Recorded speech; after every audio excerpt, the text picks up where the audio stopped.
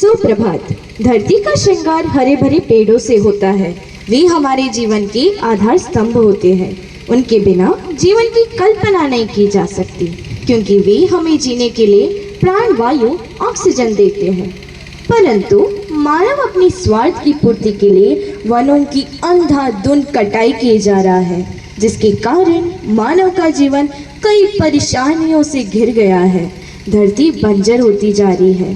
पर्यावरण दिवस पर प्रस्तुत है यह नाटक, जिसे आपके समक्ष प्रस्तुत कर रहे हैं अंबुजा विद्या निकेतन के छात्र छात्राएं, जिसका शीर्षक है पेड़ लगाओ, प्रदूषण मुक्त वातावरण बनाओ। पहला दृश्य। एक खुले समतल भाग पर बहुत सारे वृक्ष लगे हुए हैं। एक सेक्रेटरी अपने मालिक के साथ आता है। देखिए सर जी, कितना सुंदर दृश्य है और कितनी सुंदर जमीन है। चारों ओर पेड़ लगे हुए हैं। यहाँ हम अपना प्रोजेक्ट आसानी से पूरा कर सकते हैं। सही कहा तुमने पार्थ, बहुत ही सुंदर जगह है। और तुमने सही कहा, हम अपनी प्रोजेक्ट यहीं पर पूर्ण करेंगे। यहाँ पर मैं एक बहुमंजिला इमारत बनाऊंगा।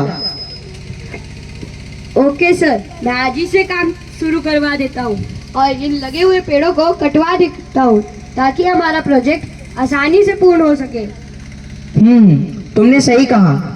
यहाँ पर मैं एक बहुमंजिला इमारत बनाऊंगा, जिसे बेचकर तो मैं अरबपति बन जाऊंगा, अरबपति। Yes sir. कुछ समय बाद इसी जमीन को देखने के लिए एक किसान भी आता है।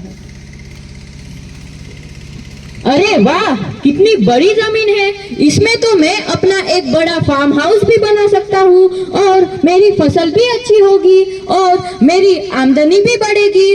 परंतु ये पेड़ हमारे फसल को बर्बाद कर सकते हैं। तो चलो, मैं एक अब लकड़हारे को ढूंढता हूँ और इन पेड़ों को कटवा देता हूँ। बना दो बड़ी बड़ी नदियाँ, इमारतें और कारखाने बना दो। फिर ढूंढते रहना कहाँ है नदी, नाले और तालाब, कहाँ है शुद्ध वायु। क्यों, सही कहा ना मैंने नीम भाई? हाँ आम भाई, आप सही कह रहे हैं। मनुष्य अपने स्वार्थ के लिए सब वृक्ष को काटे जा रहे हैं, लेकिन एक समय ऐसा भी आएगा जब मनुष्य हवा और पानी के लिए तरसेगा। मनुष्य के लिए स्वच्छ हवा, पानी और अनाज कीमती से कीमती दामों में बिकेगा। आप दोनों सही कह रहे हैं नीम भाई और आम भाई। जब तक मनुष्य को यह पता नहीं चलेगा कि उसे स्वच्छ वातावरण नहीं मिल रहा है, तब तक बहुत देर हो जाएगी। ठीक कह रहे हो शीशम भाई। पता नहीं मानव समाज कब समझेगा इस दुविधा को। दूसरा दृश्य। आइए देखते हैं अब मालिक के द्वारा बेचे गए लकड़हारे और किसान के द्वारा बेचे गए लकड़हारे के बीच की बातचीत। कैसे हो हर्षल भाई, बड़े दिनों बाद दिख रहे हो। मैं तो ठीक हूँ, आप कैसे हो? मैं तो ठीक हूँ। मुझे बिल्डर ने यहाँ पेड़ काटने के लिए भेजा है। हाँ, मुझे भी किसान ने ये सारे पेड़ कटवाने के लिए भेजा है। देखो हर्षल भाई, कितने बड़े बड़े पेड़ हैं और कैसी शीतल हवा बह रही है। मन खुश हो गया। पता नहीं ये बड़े लोग इन्हें क्यों काटने को कह रहे हैं। हमें इससे क्या करना है, बस हमें इतना याद रखना है कि हम जितने पेड़ काटेंगे हमें उतना ही अधिक पैसा मिलेगा और हमारी रोजी रोटी चलेगी। बात तो सही है, चलो हम मिलकर इन्हें काटें।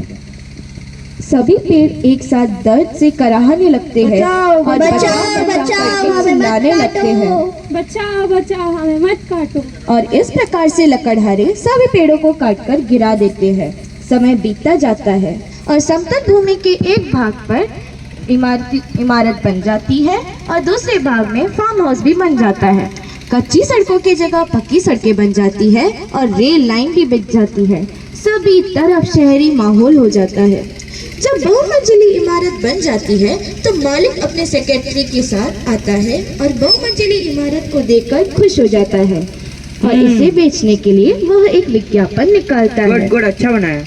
इस तरह से दिन बीतता है और एक दिन अरबपति मालिक की मुलाकात उसके पुराने दोस्त के साथ होती है। अरे वाह अजीत, तुम बहुत दिनों बाद दिखे भाई। अरे तुम कौन? मैं तो तुम्हें जानता तक नहीं। मैं हूँ मोहन। हम दोनों एक ही कक्षा में पढ़ा करते थे। अब कुछ याद आया? अच्छा, तो तुम वही हो ना, क्लास के सीधे साधे पढ़ाकू लड़के। हाँ। और बताओ, घर परिवार सब कुछ ठीक? मैं तो एकदम बढ़िया हूँ, सब तरफ से संपन्न हूँ और ऐश कर रहा हूँ। मैं भी आनंदित हूँ। प्रकृति को प्रेम करना मेरा काम है। पेड़ पौधे लगाकर उनका श्रृंगार करता हूँ ताकि आने वाली पीढ़ी भी इस स्वच्छ वातावरण का आनंद ले सके। अरे मोहन भाई, ये तुम क्या कर रहे हो? मेरा कहना मानो, ये पेड़ पौधे लगाना छोड़ो, मेरे साथ आओ, दोनों ऐश करेंगे। अजीत, मुझे क्षमा करो, इस क्रूर काम में मैं तुम्हारा साथ नहीं दे सकता। तुमने पेड़ पौधे काटकर इस वातावरण को नुकसान पहुंचाया है, इसका परिणाम तुम्हें अवश्य भुगतना पड़ेगा। हाँ हाँ ठीक है, देख लेंगे। इस प्रकार दोनों अपने अपने कार्य में लग जाते हैं और समय बीतता जाता है। कुछ दिन पश्चात फिर मोहन और उसके दोस्त की मुलाकात होती है। अरे मैं तो बर्बाद हो गया। तुमने सही कहा था दोस्त, प्रकृति मेरे से बदला जरूर लेगी। ऑक्सीजन ना मिलने के कारण मेरा पूरा परिवार नष्ट हो गया और वो इस दुनिया में नहीं रहे। मैं इस संसार में अकेला हो गया हूँ और मेरे करने का फल मुझे मिल गया है। तुम्हारे साथ यह बहुत बुरा हुआ दोस्त, पर अच्छा, एक चीज अच्छी हुई, तुम्हें अपने गलती का एहसास हो गया। चलो हम दोनों मिलकर इस प्रकृति को हरा भरा बना देते हैं। कुछ समय बाद किसान भी अपने फार्म हाउस को देखने के लिए आता है। अरे फसल तो हुई ही नहीं, अब मैं क्या करूं? फसल तो पूरी तरह से बंजर हो चुकी है, अब मैं क्या करूं? किसान भाई, आपको निराश होने की जरूरत नहीं है। अगर आपको अपनी गलती का पछतावा है और आप अपनी गलती सुधारने के लिए तैयार है, तो आप इस बंजर जमीन को फिर से हरा भरा बना सकते हैं। इस बंजर जमीन पर आप अलग अलग किस्म के पौधे लगा सकते हैं, जो आगे जाकर आपको रसीले फल और औषधि देंगे, जिससे आपकी आमदनी अधिक बढ़ेगी और आपके परिवार का भरण पोषण भी हो सकता है। साथ ही साथ यह पेड़ आपको शीतल छाया, शुद्ध वातावरण भी देंगे। अरे फसल तो पूरी तरह से बंजर हो चुकी है, तो अब मैं पेड़ पौधे कहाँ से लाऊंगा? किसान भाई, आप चलिए मेरे साथ, मैं आपको लेके चलती हूँ अंबुजा सीमेंट के नर्सरी में। वहाँ आपको अलग अलग तरह के फलदार और औषधीय पौधे मिलेंगे, जिसे लगाकर आप अपनी आमदनी कमा सकते हो और प्रदूषण मुक्त वातावरण भी बना सकते हो। याद रखिए, हमें वृक्षों को काटना नहीं है, अपितु अधिक से अधिक वृक्ष लगाकर पर्यावरण को शुद्ध करना है और प्रदूषण मुक्त बनाना है।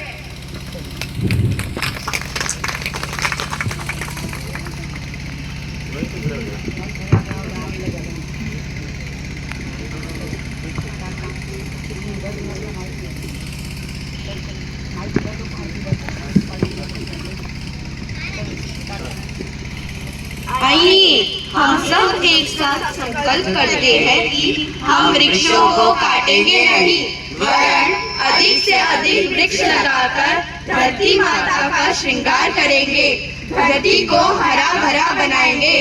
बंजर धरती करे गुहार, वृक्ष लगाकर करो मेरा उद्धार। जब तुम करोगे मेरा श्रृंगार, प्रदूषण मुक्त होगा संसार, जीवन हो जाएगा खुशहाल। धन्यवाद।